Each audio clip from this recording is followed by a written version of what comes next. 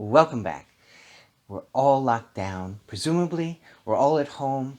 And so I thought I'd do something fun and interesting and entertaining. So, of course, I immediately thought to ask my friend to punch me in the face.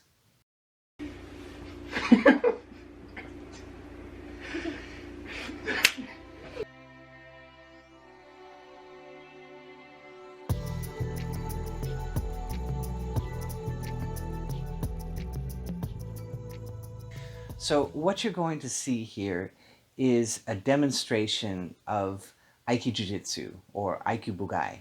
And so I'm asking my friend to punch me in the face, and you can see at the last moment I redirect his strike, and it actually passes right by my face and comes over to the side. And it's a very quick thing. You have to watch it very carefully. But I'm not touching him at all. I'm only redirecting him.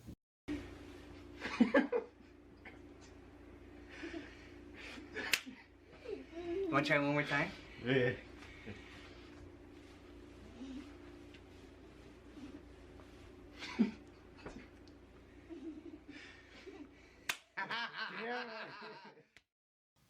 So you can see the strike.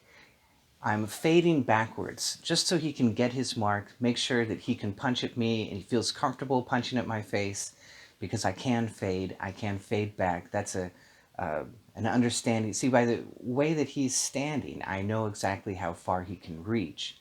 And so if I just fade backwards a little bit, he cannot strike my face. So I'm fading back to start this. And then I simply deflect his gaze, and I don't deflect it physically. It's not a physical touch at all. I didn't touch his hand. I didn't touch his arm at all. It's an aiki jiu-jitsu technique that's happening here, that's deflecting his strike.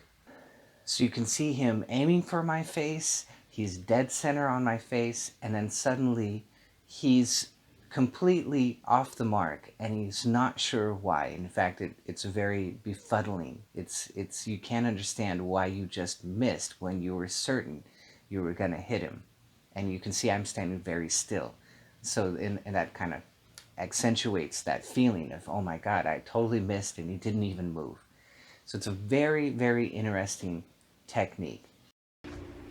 So I'm fading, redirect.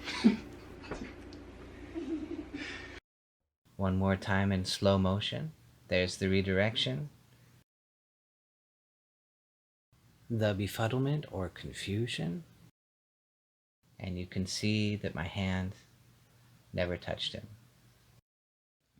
And so it raises up a very interesting question.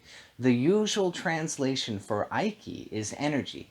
So did I use energy to deflect his gaze? Was my chi so powerful that I just simply deflected his gaze, his strike with my chi? That would be the normal interpretation. That would be the normal understanding of what just happened. I was very privileged to be able to study with a number of people who really understood what was going on in these techniques and would break it down very, very mechanically. And so what's actually happening here is that he is aiming right for my face. And at a certain point between throwing that punch, we make a decision. I'm going to punch, right? And this is why, by the way, don't try this at home. Don't try any of this at home. You're sure to get hit in the face a few times at least if you're going to try and learn. That's how I learned this. You have to be willing to get hit in the face to learn this kind of thing. So please don't try this at home. Or, you know, if you're studying martial arts already and you're ready for that kind of thing, well, you know, but you have to be willing to take your licks to learn this. What's happening here is that the person is initiating a strike. You have to have somebody that's actually willing to hit you in the face. And so that's why I increased my friend's confidence by fading away. He's like, okay, I can punch at him. This is going to be okay. And so the person has to be able to direct their punch right at your face. And at a certain point, what's happening is that the unconscious mind is taking over. So it doesn't happen here.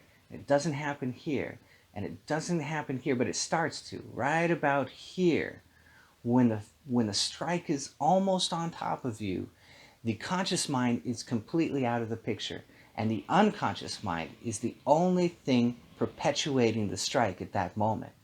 And so when the unconscious mind has taken over, I reimpose my finger in front of the target. And the unconscious mind, see, it's only my finger that I'm using in this technique if you watch it again.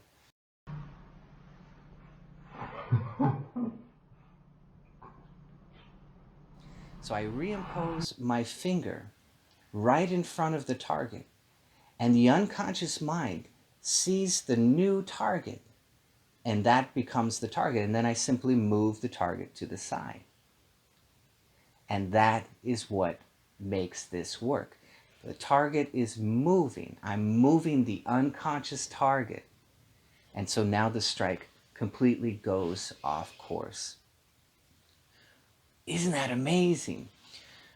So now we're not only looking at the strike, which is a great conversation about self-defense all in itself, isn't it? We're also looking at the conscious mind, and we're looking at the unconscious mind. So really fascinating. And we're also looking at the discussion of energy. So is it energy? Well, of course, energy is always at play in everything, but we can understand this simply in the language of the conscious and the unconscious mind and targets. That's it. That's the only kind of language that we need to actually understand what just went down. So it's a really fun demonstration. I hope you enjoyed it. I hope it was fun to watch. It's a deep secret. It was a beautiful thing that Donanjay loved to show. In all of his demonstrations, he almost always showed this. It was a beautiful thing to show the power of the mind, the power of the unconscious mind, and how if you really understand how it's working, you could possibly even use it in a martial setting. Now, of course, if I was ever doing self-defense, I wouldn't rely on this. I would be very, really, do you want to rely on that? I would rather rely on pure mechanics to defend myself. But if in the mix, you're unconsciously decide that this is something you want to pull out, well, maybe it will help you a lot. But mostly, it's just a really beautiful study of the unconscious mind and how it's at play in the act of defending yourself. So, I hope this was fun. I hope you enjoyed it. If you did, be sure to hit that bell down below so I can see all of you guys next time.